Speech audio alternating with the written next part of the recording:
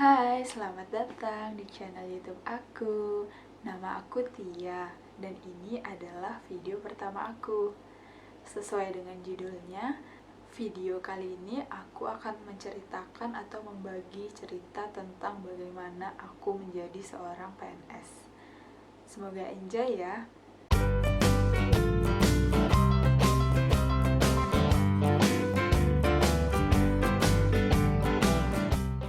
Oh iya, sebelum aku mulai ceritanya, aku cuma mau ngasih tahu kalau ini bukan untuk membanggakan diri atau menyumbangkan diri, melainkan ini cuma untuk sharing atau cerita ke kalian mengenai PNS menurut aku atau versinya aku. Oke, langsung aja. Aku adalah seorang PNS di sebuah instansi pemerintah pusat, golongan 3A, dan sudah bekerja selama 2 tahun. Aku ikut seleksi tahun 2018, tepatnya bulan Oktober kalau nggak salah. Itu posisinya aku baru tamat kuliah dan baru wisuda bulan September. Saat mau daftar, aku sempat bingung tuh mau daftar di mana, di daerah atau di pusat. Sebenarnya sempat konsul sih sama orang tua juga. Sempat disaranin di daerah aja, tapi beberapa hari kemudian sempat disaranin lagi di pusat.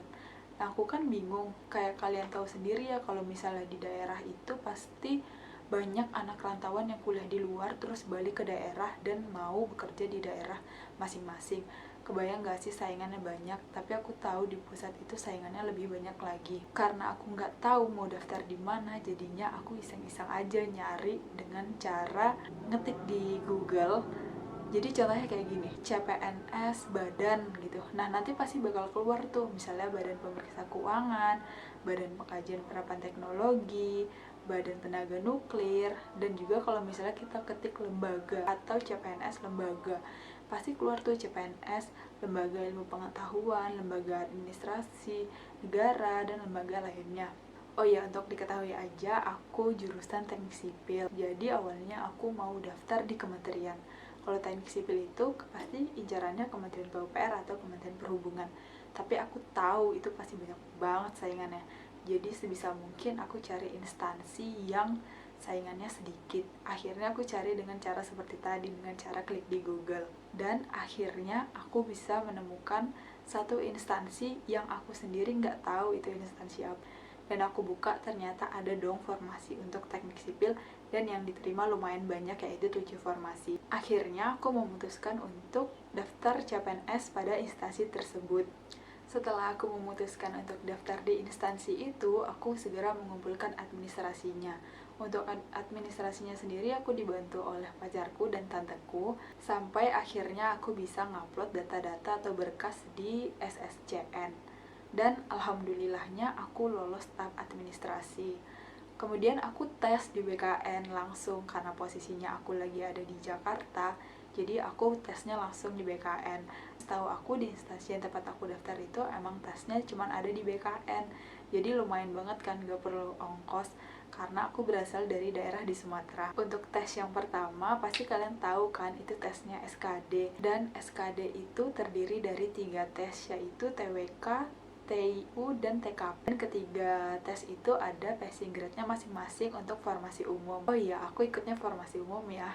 Nah, tibalah saat aku tes SKD, dan ternyata aku nggak lolos 2 passing grade, yaitu TKP dan TWK. Setelah keluar dari BKN, aku langsung telepon orang tua, aku bilang kalau aku nggak lolos. Ya udah, mungkin emang nggak rezeki aku di situ. Ternyata CPNS tahun 2018 itu mengagetkan sih. Banyak juga yang gak lolos passing grade. Setahu aku yang lolos passing grade itu hanya sekitar 1, berapa persen ya di Indonesia. Dan dari 1, berapa persen itu diterbitkanlah aturan kalau ternyata yang tidak lolos passing grade dari masing-masing tes itu bisa saja lolos tahap SKD, yaitu apabila total dari tes TKD-nya itu lolos passing grade. Itu disebut dengan kelolosan P2. Saat aku tahu ada peraturannya itu, aku langsung berharap dong, wah kira-kira aku masih ada kesempatan gak ya buat lolos. Dan ternyata waktu pengumuman SKD, aku lolos dong, alhamdulillah. Dan yang buat aku kaget lagi, waktu aku buka itu hasil tes SKD, ternyata yang daftar teknik sipil atau yang daftar di formasi yang aku daftar itu cuma ada 8 orang, sedangkan formasinya itu 7 orang. Itu aku bersyukur banget.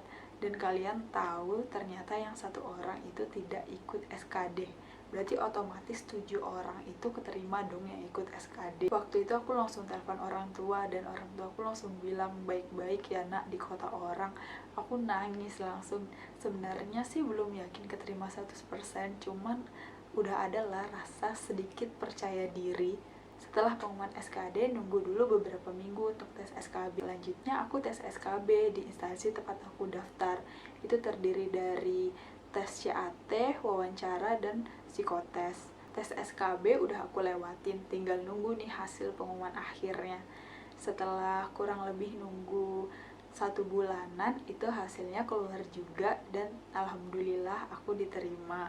Dan ternyata 1 orang yang lolos SKD itu tidak mengikuti SKB. Jadi dari 7 formasi yang dibuka, hanya 6 yang lolos dan 1 formasi kosong. Setelah pengumuman SKB, aku pulang ke daerah asal aku untuk mengurus beberapa berkas administrasi yang harus dilengkapi. Sampai akhirnya tibalah hari H di mana aku mengumpulkan berkas-berkas yang sudah aku lengkapi ke instansi tersebut. Dan beberapa hari kemudian aku orientasi hari pertama.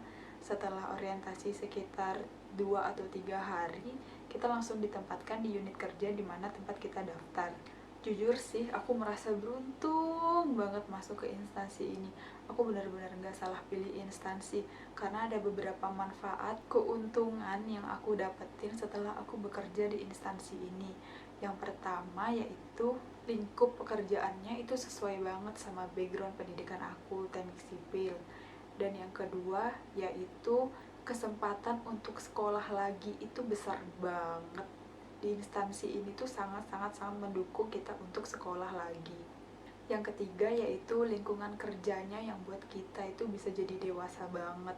Dan yang keempat yaitu banyak banget fasilitas-fasilitas yang dapat mendukung atau meningkatkan kemampuan kita.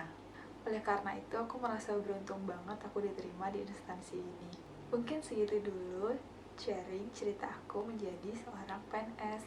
Semoga kalian yang sedang berjuang tetap semangat dan tetap selalu berdoa serta berusaha, dan apa yang kalian inginkan segera tercapai. Amin.